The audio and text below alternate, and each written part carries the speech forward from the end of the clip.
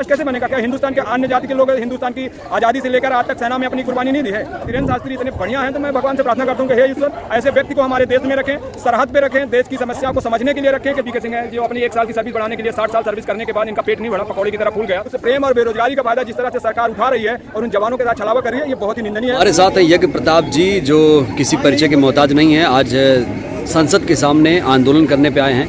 यज्ञ जी, आज कैसे आना हुआ? सर, जैसे आपको पता है कि सेना में लगातार आज़ादी से लेकर आज तक जो भी विसंगतियां रही हैं और उस विसंगतियों के कारण जवानों का कहीं न कहीं व्यापक तरीके से भ्रष्ट अधिकारियों को द्वारा शोषण किया जा रहा है, जिसको लेकर धीरे धीरे सेना के पूर्व सैनिकों को ये पता चला कि अभी हमको सरकार, पहले हम लोग सेना के अधिकारी सरकार से भी लेटर और के माध्यम से इसके ऊपर कार्रवाई करने की मांग की। जब वो नहीं हुआ तब हमें जंतर मंतर में धरना प्रदर्शन करने की ज़रूरत पड़ी। क्या सेना में भ्रष्टाचार आप कह रहे थे? जी बिल्कुल, सेना के अंदर जिस तरह से भ्रष्ट अधिकारियों के द्वारा व्यापक तरीके से भ्रष्टाचार किया जाता है, जवानों का शोषण किया जाता है, वो वाकई में उसको कैसे कहा जाए। हम 2017 में आपने देखा होगा कि मेरे द्वारा एक आवाज़ उठाई गई थी और मैं उसका खुद शिकार हुआ कि 3 साल मैं नज़रबंद रहा, 1 साल मेरा कोर्ट मार्शल चला और बड़ी मुश्किल से मैंने अपने आप को बचा कर यहाँ तक लाया। बड़े बड़े अफसर जो हैं वो मलाई खा रहे हैं, 97% वंचित है उससे। सर, इसका रीज़न है कि आज़ादी के बाद से आज तक सेना की जो समस्याएं हैं, सेना में एक लीडरशिप होती है, एक प्रोटोकॉल होता है कि सेना के अध्यक्ष ही सेना की समस्याओं को लेकर पटल पर रख सरकार के पटल पर रख सकते हैं, चाहे वो सेना की अम्नीशन, गोला बारूद या सेना के जवानों की समस्या हो। वो सारा चीज़ क्या स्थल सेना अध्यक्ष, तीनों सेनाओं के अध्यक्ष ही सेना की समस्याओं को सरकार तक पहुंचाते हैं। मैं सरकार को भी नहीं कहता हूं कि सरकार हमारे साथ छलावा नहीं गलत की है, मैं सिर्फ अपने उन भ्रष्ट अधिकारियों को कहता हूं कि आज़ादी से आज तक सेना के जवानों के बारे में उन्होंने नहीं सोचा और यही कारण है कि उनकी नज़रअंदाजी के कारण आज हमारा शोषण हो रहा है। वीके सिंह आजकल ज़्यादा एक्टिव दिख रहे हैं।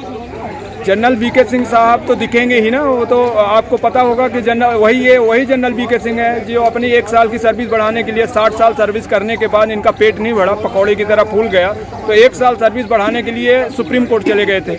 और हाल ही में अभी जो अग्निवीर बनाई है सरकार ने, तो उसका बड़े जोर तोड़ से समर्थन कर रहे थे कि नहीं बहुत अच्छी है। शर्म नहीं आती उनको कि अपनी 60 साल की सर्विस को। तो अग्निवीर योजना अच्छी नहीं है?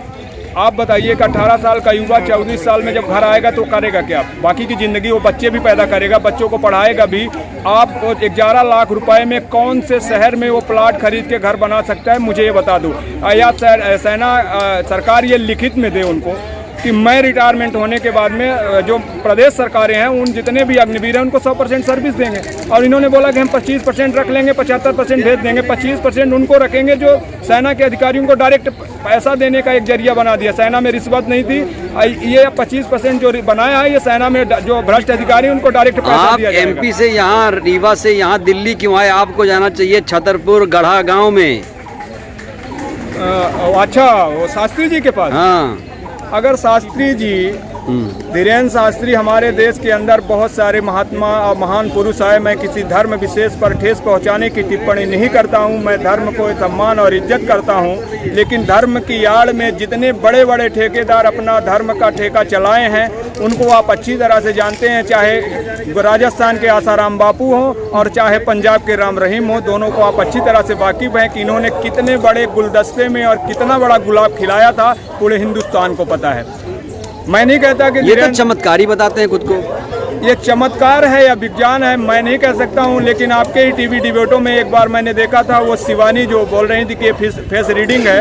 और अगर धीरेन्द्र शास्त्री इतने बढ़िया हैं तो मैं भगवान से प्रार्थना करता हूँ कि हे ईश्वर, ऐसे व्यक्ति को हमारे देश में रखें, सरहद पे रखें, देश की समस्या को समझने के लिए रखें कि देश में आने वाली समस्या का रूप पहले ही बता दें कि हमारे देश में अब यहाँ पर इतने मिलिटेंट बैठे हुए हैं, इनका नाम ये है, उठा लाओ, इंटेलिजेंस ब्यूरो का काम ही खत्म हो जाएगा। रो वाले 24 घंटा अपना माथा पच्चे कर रहे हैं, धीरेन्द्र शास्त्री साहब करेंगे, क्या दिक्कत है? ये बाबा रामदेव भी काफ़ी आजकल,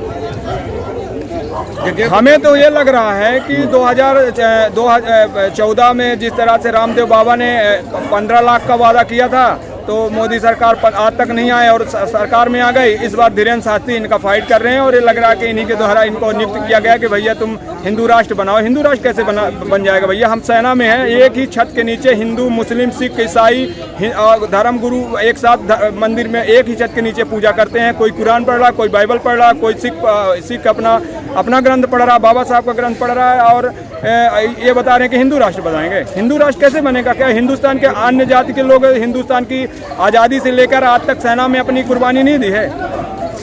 आप बताइए। बाबा रामदेव ने तो कहा था वो जुमला है, 15 लाख का सरकार ने कहा जुमला था, वो जुमला है तो ये भी जुमला है मान लीजिए। फिर क्या करोगे? सरकार को अपने सत्ते में है, वो ऐसे अब जुमला फेंकेंगे। हिंदुस्तान की जनता तो ऐसे ही धर्म के नाम से, धर्म प्रधान हमारा देश है, पिघल जाती है।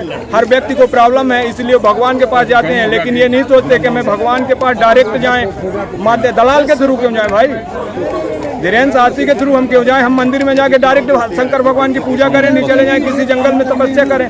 मैं क्यों माध्यम पर किसी दलाल को पकड़ूंगी? भैया हमको भगवान के पास पहुंचा दो। युवाओं को क्या संदेश देंगे? युवाओं को मैं सेना में आना चाहते हैं, तो सेना में आना चाहते हैं, मैं युवाओं को संदेश देना चाहता हूं कि आप लोग जहां भी हैं, जिस भी राज्य से हैं, अच्छी मेहनत करिए, अच्छा अपने आप को स्वच्छ रखिए, समाज के लिए अपना एक दायित्व रखिए। सेना में आने के लिए आप आइए, बहुत वेलकम है। और जिस तरह से अग्निवीर बनाया है, हमारे देश के अंदर इतनी बेरोजगारी है कि आज सरकार अगर एक दिन के लिए सेना में भर्ती के लिए आवाज़ उठा दे तो लाखों के लोग लाइन पे खड़े हो जाएंगे, एक दिन के लिए सेना में भर्ती हो जाएंगे।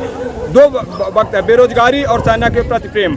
लेकिन उस प्रेम और बेरोजगारी का फायदा जिस तरह से सरकार उठा रही है और उन जवानों के साथ छलावा कर रही है, ये बहुत ही निंदनीय है और मैं इसकी घोर निंदा करता हूँ। ऐसा नहीं आप बता रहे सेना के जवानों का शोषण हो रहा है जी, अफसर कर रहे हैं, ऐसा है? क्या सच्चाई है इसमें? जी सच्चाई मैं खुद उसका जीता जागता सबूत हूँ। मेरा शोषण हुआ है, मैंने कितने सारे आप गूगल में सर्च करिए ना, कितने सारे वीडियो मैंने दुनिया में दिखाया था, फिर भी वो अफसरों के साथ कुछ नहीं हुआ। आज भी वही हो रहा है, चार दीवारी के अंदर पूरा जवानों का शोषण कर रहे हैं।